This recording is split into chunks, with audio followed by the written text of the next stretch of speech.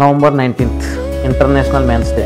అంతేకాకుండా ఈరోజు ఇంకో ప్రత్యేకత కూడా ఉంది. అదేమిటంటే స్వతంత్ర సమర యోధురాలు వీరనారి అయినటువంటి ఝాన్సీ లక్ష్మీబాయి జన్మించిన రోజు కూడా నవంబర్ 19th.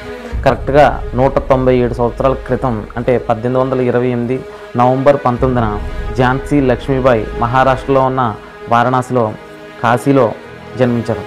ఝాన్సీ లక్ష్మీబాయి తండ్రి మోరోపాంత్ తాంబే, తల్లి భాగీరథబాయి. ఝాన్సీ లక్ష్మీబాయి అసలు పేరు మణికర్ణిక. ఆమె తల్లిదండ్రులు ఆమెను మను అని ముద్దుగా పిలుచుకునేవారు. లక్ష్మీబాయికి 13 ఏళ్ల వయసులోనే అంటే 1842లో ఝాన్సీ పట్టణానికి రాజైన గంగాధర్రావు నెవల్కర్తో వివాహమైంది. అప్పటి ఆచారం ప్రకారం వివాహం అయిన తర్వాత తన పేరు మార్చుకోవాలి కాబట్టి లక్ష్మీబాయిగా మార్చబడింది. అయితే లక్ష్మీబాయికి 1851లో ఒక కుమారుడు జన్మించాడు. ఆ కుమారుడు జన్మించిన 4 నెలల తర్వాత మరణించాడు. బిడ్డ మరణం నుండి తేరుకోలేని గంగాధర్రావుకు విపరీతమైన అనారోగ్యం చేరుకుంది. ఆ అనారోగ్యం వలన గంగాధర్రావు మరణించాడు. మరణించిన ముందు రోజే ఒక పుత్రుడిని దత్తత తీసుకున్నాడు.